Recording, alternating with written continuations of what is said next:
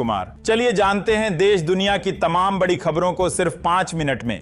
लेकिन इससे पहले आप कहां से न्यूज देख रहे हैं हमें कमेंट में बताना बिल्कुल ना भूलें, और आपने इस वीडियो को लाइक नहीं किया है तो लाइक करके चैनल को सब्सक्राइब कर दें। अब आगे का समाचार हमारे वरिष्ठ पत्रकार सौरभ चतुर्वेदी आपको बताएंगे।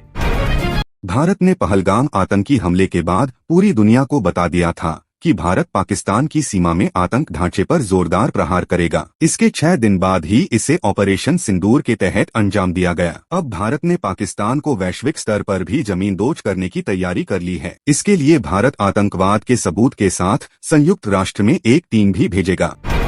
प्रधानमंत्री नरेंद्र मोदी ने विश्व समुदाय को संबोधित करते हुए कहा कि विश्व समुदाय को कहूंगा घोषित नीति रही है कि अगर पाक के साथ बात होगी तो टेररिज्म पर ही होगी, अगर पाक के साथ बात होगी तो पीओके पर ही होगी। प्रधानमंत्री मोदी ने आगे कहा कि आज बुद्ध पूर्णिमा है। भगवान बुद्ध ने हमें शांति का रास्ता सिखाया है। शांति का मार्ग भी शक्ति से होकर जाता है। मानवता शांति और समृद्धि की तरफ से बढ़े, हर भारतीय शांति से जी सके, विकसित भारत के सपने को पूरा कर सके, इसके लिए भारत का शक्तिशाली होना बहुत जरूरी है और आवश्यकता पड़ने पर इस शक्ति का इस्तेमाल भी जरूरी है। और पिछले कुछ दिनों में भारत ने यही किया है। मैं एक बार फिर भारत की सेना और सशस्त्र बलों को सैल्यूट करता हूं।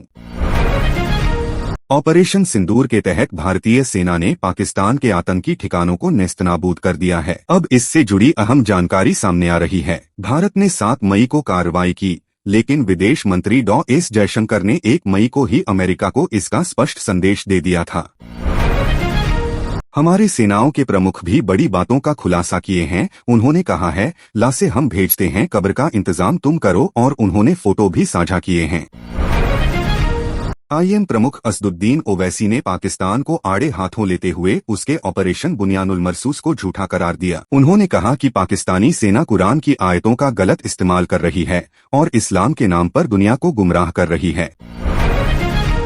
भारत पर आतंकी हमला हुआ तो अब मुंहतोड़ जवाब दिया जाएगा। हम अपने तरीके से अपनी शर्तों पर जवाब देकर रहेंगे। हर उस जगह जाकर कठोर कार्रवाई करेंगे जहां से आतंकी जड़ें निकलती हैं। दूसरा, कोई भी न्यूक्लियर ब्लैकमेल भारत नहीं सहेगा।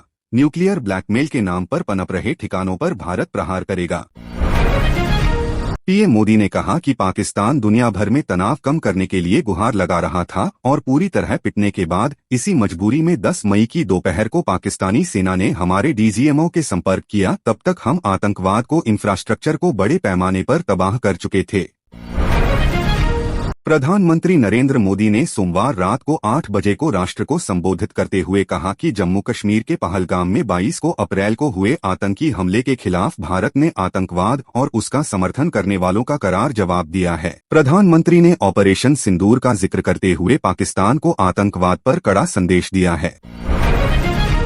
भारत पाकिस्तान के बीच बढ़ते तनाव के बीच प्रधानमंत्री नरेंद्र मोदी ने आज हरियाणा के आदमपुर एयरबेस का दौरा किया। पीएम मोदी ने वहां तैनात वायुसेना अधिकारियों से मुलाकात कर सुरक्षा स्थिति की समीक्षा की। इसी के साथ रक्षा मंत्री राजनाथ सिंह ने सेना, वायुसेना और नौसेना प्रमुखों के साथ एक उच्च स्तरीय बैठक की, जिसमें हालात पर चर्चा की गई और रणनीति तय की गई। सरकार पूरी तरह सतर्क है और किसी भी चुनौती का मुंहतोड़ जवाब देने के लिए तैयार है। आगे की जानकारी के लिए बने रहिए हमारे साथ।